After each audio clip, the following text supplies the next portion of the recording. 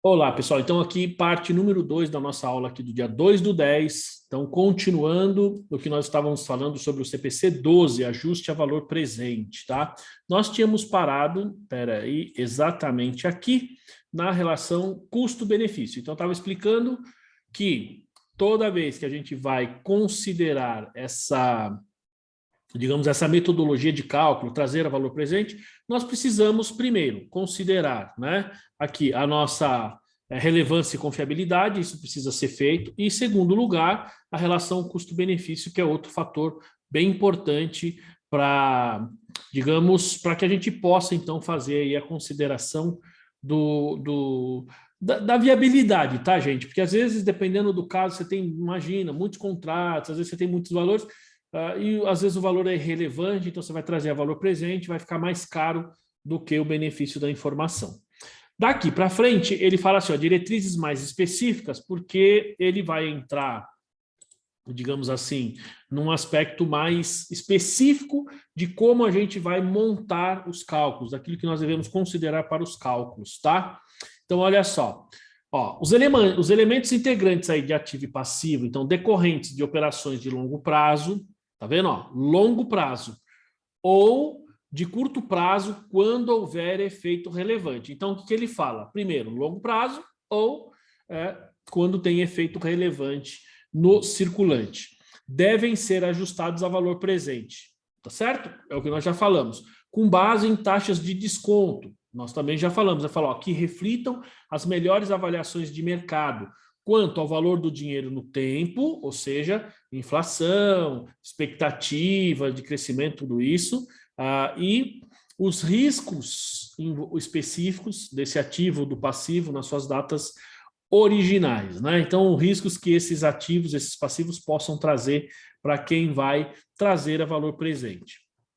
Ó, a quantificação do ajuste a valor presente não deve ser realizada em base exponencial, pro rata de a partir da origem de cada transação, sendo seus efeitos apropriados nas contas que se vinculam, tá, gente? Então, o que ele está falando aqui? Primeiro, quando ele fala em base exponencial, é que são cálculos exponenciais, são cálculos, como a gente costuma falar, juros sobre juros, tá? E pro rata di, isso significa que o pro rata di, ele está dizendo assim, ó, então se eu tenho uma operação, por exemplo, depreciação, a gente considera sempre o mês, né? Eu não vou pegar a depreciação e vou considerar do dia tal ao dia tal. Aqui não, quando eu vou trazer a valor presente, se eu fiz a operação no dia 30 e o mês tem 31 dias, então preciso considerar ali o dia 30, o dia 31 ou o dia 31, um dia naquele mês desse valor presente e assim sucessivamente. Então, se eu fiz a operação no dia 15, eu vou considerar do dia 15 ao dia 30. Se eu considerei no dia 20, do dia 20 ao dia 30. Então, eu preciso fazer o cálculo a partir da data efetiva da operação, tá? Isso chama-se pro rata di, tá? Pro rata tempore. Bom, outra coisa, deixa eu só tirar aqui. Falar, então, as reversões dos ajustes a valor presente dos ativos e passivos monetários qualificáveis devem ser apropriadas como? Então, o que acontece? Aqui ele está falando que a gente vai, então, fazer esses procedimentos, e aí aqui embaixo ele diz que os efeitos apropriados nas contas a que se vinculam. Então, vou ter que criar uma conta redutora dentro ali das contas nas quais eu estou trazendo a valor presente. Beleza? Este é um ponto. Agora, a Luciana tinha até perguntado lá no início, tá, e aí eu não fiz, eu tenho que reverter, como é que eu faço? Então, as reversões de ajustes a valor presente de ativos e passivos devem ser apropriadas como, primeiro, receitas, depende do caso, né? Ou despesas financeiras. Ó, a não ser que a entidade possa devidamente fundamentar que o financiamento feito a seus clientes faça parte de suas atividades operacionais, quando então as reversões serão então apropriadas como receita operacional.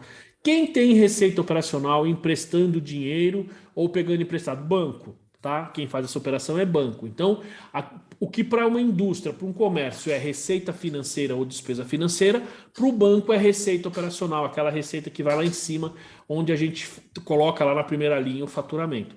Essa é a diferença, tá? Então, quando eu faço o lançamento, gente, veja que ele diz assim, ó, então eu fiz o lançamento, eu ajustei na conta lá no ativo no passivo e basicamente vou lançar esses valores, dependendo do caso, ele vai direto para a receita ou despesa financeira, depois a reversão, ou quando é receita operacional mesmo, ele vai estar lá como uma conta redutora.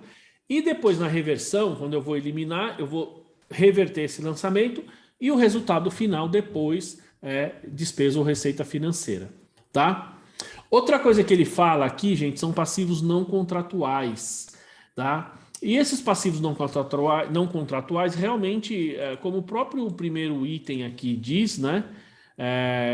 Veja só, ele já gera aí uma maior complexidade, ele já é um pouco mais complexo. Ó, passivos não contratuais são aqueles que apresentam maior complexidade para fins de mensuração contábil, pelo uso de informações com base no valor presente.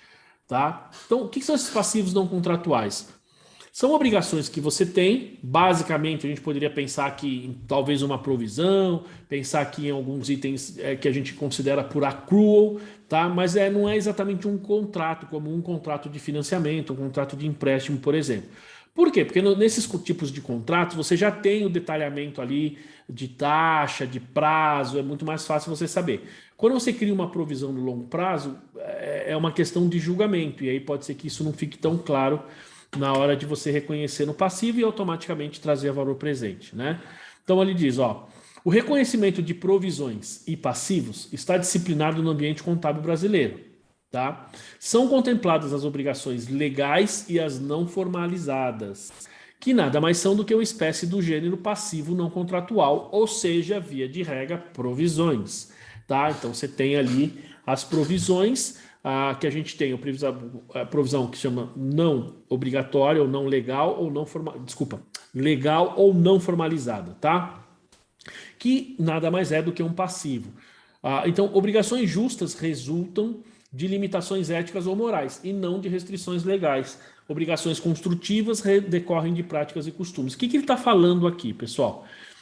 Porque aqui ele está falando obrigações legais e não formalizadas. Então, obrigações justas resultam de limitações éticas ou morais e não de restrições legais, tá? Mas muitas vezes essas restrições éticas, essas limitações morais, ele pode gerar uma obrigação legal. E as outras, muitas vezes a gente tem obrigações construtivas, pessoal, porque a gente vai construindo ao longo do tempo. É o caso, por exemplo, de reconhecimento de férias de 13º.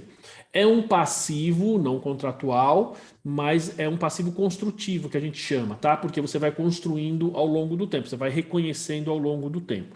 E esse tipo de operação, ele pode ser tanto legal ou não formalizada, tá?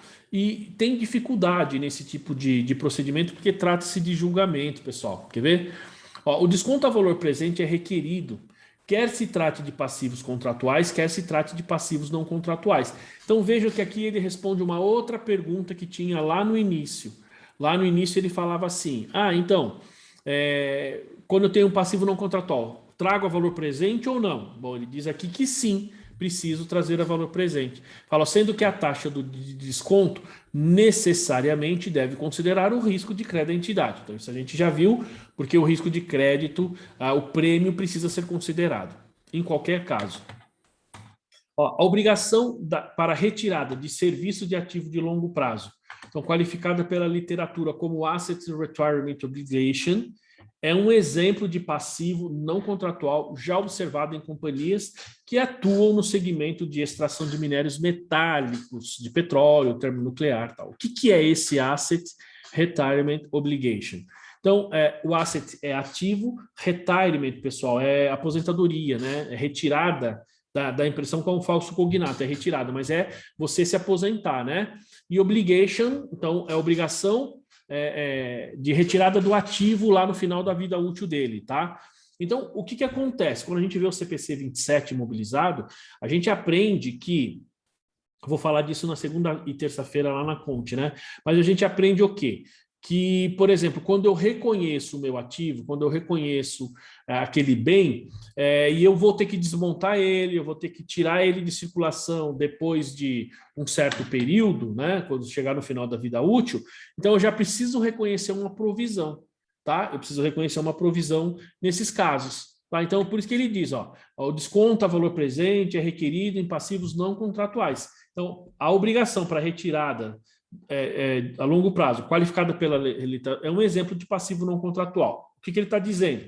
Que, bom, se no primeiro item ele fala que os passivos não contratuais eu também preciso trazer o valor presente, e aqui essa provisão para retirar esse ativo de circulação, para restaurar meio ambiente lá no final da vida útil dele, também é uma obrigação, é um passivo não contratual, também sujeito ao CPC 12, tá? Também sujeito aí a ser trazidos a valor presente. Tá? E tem os efeitos fiscais, né, pessoal? Que é outra pergunta que ele fala lá no início. Então, para fins de desconto a valor presente de ativos e passivos, a taxa a ser aplicada não deve ser líquida de efeitos fiscais, e sim antes dos impostos. Ou seja, então o que eu vou fazer? Se eu tenho ali uma receita ou uma despesa, eu não vou pegar isso, então essa receita eu aplico o imposto de renda, essa despesa aplico o imposto de renda e trago o valor presente. Não, eu vou pegar esses valores antes de aplicar o efeito fiscal, nesse caso imposto de renda e contribuição social, e trazer a valor presente. É isso que precisa ser feito. Então é líquido de efeitos fiscais, tá? Opa! Ó, então, no tocante, como diz o presidente, no tocante às diferenças temporárias observadas entre base contábil e base fiscal, isso aqui nós vamos aprender, pessoal, porque isso aqui faz parte do CPC 32, ó, de ativos e passivos ajustados a valor presente, essas diferenças temporárias devem receber o tratamento requerido pelas regras contábeis vigentes para o reconhecimento e mensuração de imposto de renda e contribuição social diferido, CPC 32. Essa norma trata especificamente dessa chamada base contábil e essa diferença entre base contábil e base fiscal. Então, isso acontece em vários procedimentos contábeis e precisa ser considerado lá no CPC 32, que a gente vai ver rapidinho, porque faz parte desse módulo que nós estamos, tá? Nós estamos no módulo 5 do curso. Então, a gente vai ter que fazer essa consideração também lá na frente. E aqui ele vai falar da classificação, tá?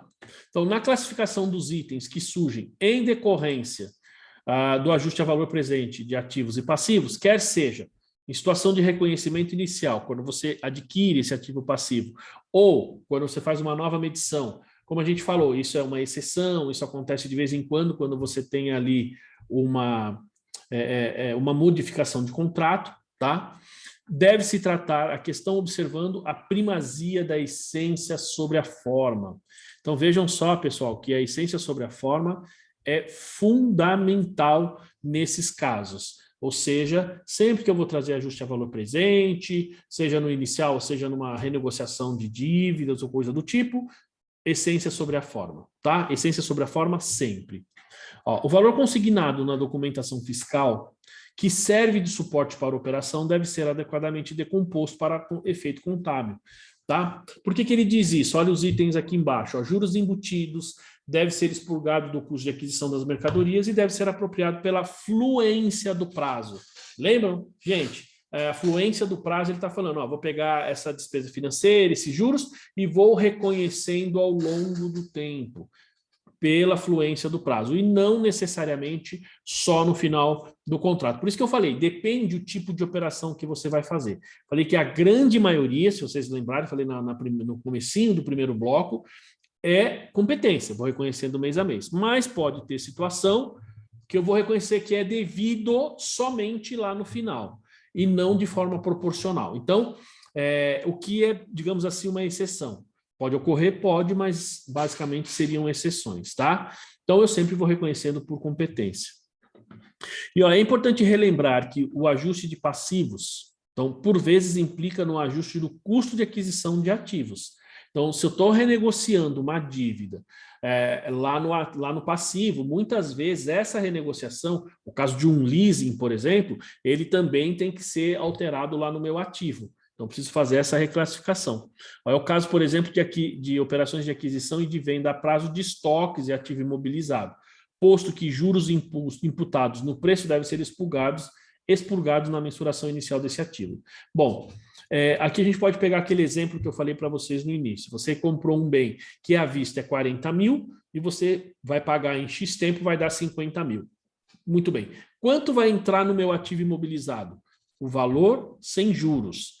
Tá? Os juros vai ser despesa financeira, os juros não pode ser incorporado aos meus ativos ou até mesmo passivos. A gente precisa expurgar, tá? Por quê? Porque isso vai ser despesa financeira. Isso vai ser resultado do período, tá? E aqui, pessoal, já entrando nos últimos minutos. Até aqui, pessoal, tudo bem? Dúvidas?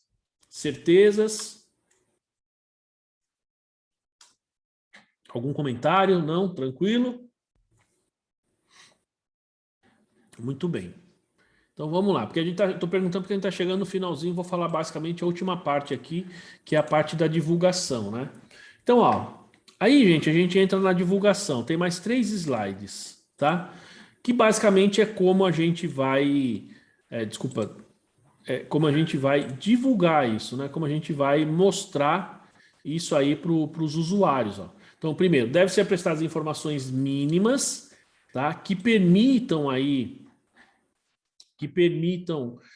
que o usuário das demonstrações obtenha entendimento inequívoco das mensurações a valor presente, tá? Então, precisa ficar muito claro. Ó, a descrição pormenorizada do item objeto da mensuração a valor presente, natureza do fluxo de caixa e, se aplicável, o seu valor de entrada cotado a mercado, tá? Se aplicável. Ó, as premissas utilizadas pela administração, taxa de juros decompostas por prêmios incorporados e por fator de risco, tá? Então, o fator de risco é tanto e eu estou considerando isso, isso e isso. Então, você precisa decompor isso daí, você precisa demonstrar isso. Isso não é uma coisa tão simples de fazer, gente, principalmente para uma grande parte dos contadores, porque isso aqui é algo, assim, muito do ponto de vista financeiro. Então, tem contador que sofre com isso aqui, tá? E acaba nem fazendo por causa disso. Então, montante do fluxo de caixa estimado ou séries de montantes do fluxo de caixa, horizonte temporal, ou seja, quanto tempo, qual a linha do tempo que vai acontecer esses fluxos, né? Estimado ou esperado, ó, expectativas em termos de montante, temporalidade, né? Probabilidade do que possa ou não ocorrer. Evidentemente, porque se eu tenho um contas a receber, tem uma probabilidade de não ocorrer, ou seja, um risco, isso precisa ser divulgado, né?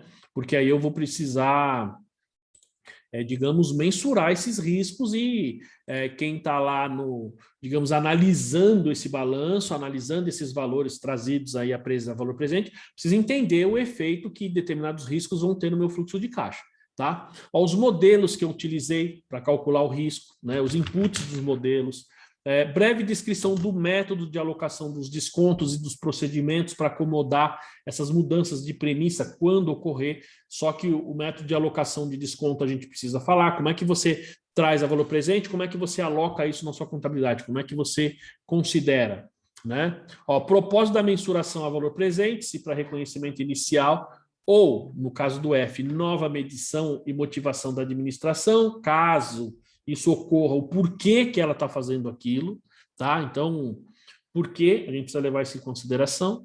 Outras informações que são consideradas relevantes, pessoal. Então, esses são fatores todos muito importantes aí para a divulgação, né? Porque eu estou pegando valores de longo prazo. Normalmente, gente, a gente sabe que valor de longo prazo, sim, na grande maioria das vezes, ele é relevante, tá? Dificilmente a gente tem valores lá no longo prazo que não são relevantes, normalmente são, e o efeito que isso dá trazendo a valor presente. Então, a gente precisa não só tomar cuidado com esses valores, mas a gente precisa divulgar, né, assim, a metodologia, a taxa, como que a gente fez a consideração, tudo isso. Tudo isso, gente, faz diferença na análise desses balanços. Tá? Tudo isso faz diferença na forma como a gente vai reconhecer esses balanços, esses efeitos. Que a gente tem que lembrar que normalmente, de novo, vou repetir, o que está no longo prazo tem efeito prático, tá? Ou seja, tem efeito relevante nas demonstrações. Bom, em termos de norma, pessoal, basicamente é isso. Só para a gente, então, entender, né? O que a gente tem? Você tem valores que são registrados no circulante no longo prazo, tá? E esses valores que são no circulante no longo prazo, o que ocorre? Se eles são relevantes, eu preciso ver a relevância e pensar na confiabilidade, no método, para trazer a valor presente. Porque no fechamento do balanço, eu preciso pensar qual é o valor desses itens que se realizarão no futuro, qual é o valor hoje. Porque o balanço, ele mostra a realidade hoje, não é, pessoal? Não adianta eu ter um balanço que vai mostrar a realidade no futuro. Eu preciso saber a realidade hoje. Tá? Então, essa é digamos assim, a composição, esta é o efeito dessa norma. Tá bom, pessoal? Então, em termos de conteúdo é isso. Esse vídeo vai subir no ar segunda-feira e vai ter uma atividade lá para vocês fazerem. Gente, vou pedir para vocês agora, primeiro, dúvidas, questões aí, alguma coisa para a gente basicamente encerrar esse assunto, essa norma. Tranquilo? Beleza. Então, gente, Só uma dúvida, professor. pode falar, Rosi. Quando eu vou fazer a divulgação, nota explicativa, né? Tá. Eu tenho que desenhar o cálculo que eu fiz? Como que eu cheguei no valor ou não? Não, não, assim, você vai colocar as premissas. Ó, então, eu tenho um valor no longo prazo que é tanto. A taxa de desconto é X. Eu fiz. Não, e o resultado é Y. Usei tal método. Acabou. Você não precisa ficar. Quando você diz desenhar. Desenhando lá. Não. Você precisa falar ó, que você tem tal valor, a base, a taxa, enfim, e é o método que você utilizou. Basicamente é isso. Aí quem quiser calcula. Entendeu? O que fica mais fácil nesse caso, Rosé, é você montar um quadrinho, às vezes. Vamos supor que você tenha isso num cliente, você monta um quadrinho e fala, ó, tem esses valores, o prazo, a taxa, o valor presente é tanto. E aí as pessoas precisam conhecer a técnica de valor presente.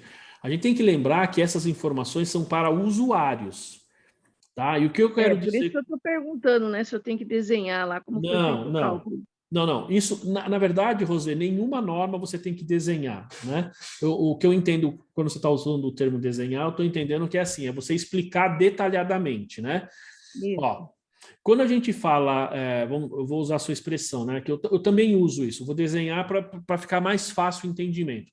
A gente não precisa fazer isso, no meu entendimento, até pelas normas. Por quê? Porque quando você monta a sua demonstração, quando você vai aplicar lá o CPC 00 e tal, você tem que lembrar que o CPC 26, que nós vamos ver também, você tem que lembrar que as demonstrações elas são feitas para análise de usuários. Tá? E o que significa isso?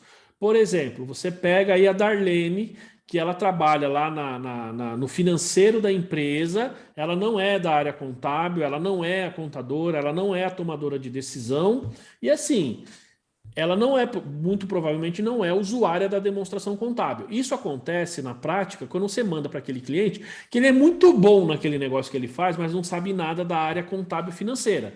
Então não adianta, você tem que escrever, por exemplo, para a Luciana entender, para a Darlene, para o Fabiano, para mim, para nós. Por quê? Porque nós somos usuários, nós somos contadores e tal. Então aquela pessoa que não entende, que não busca entendimento da parte contábil, que não quer saber, não é usuário, entendeu?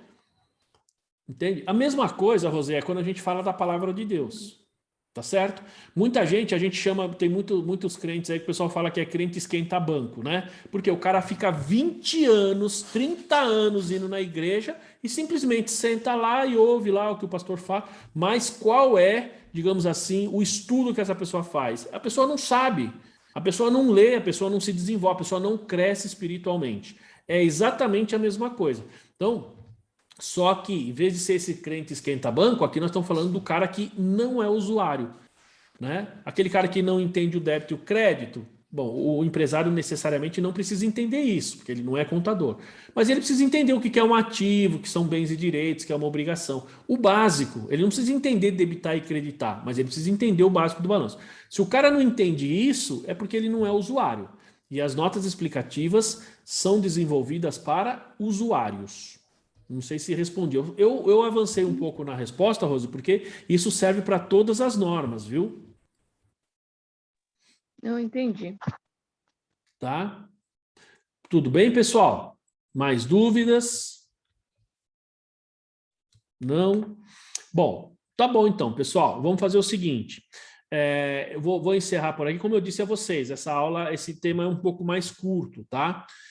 Então, só lembrando que segunda-feira esse material vai estar no site, esses 2 vídeos, vai ter uma atividade e eu vou abrir um fórum lá, tá, pessoal? Vou abrir um fórum lá. Então, para depois, quem quiser ver o vídeo, você aí que está em casa assistindo, quiser assistir, teve dúvida, eu vou deixar um fórum aberto lá, que aí você pode mandar dúvida, pode mandar questão lá especificamente sobre essa norma. Tá bom, pessoal? Tudo bem? Tudo.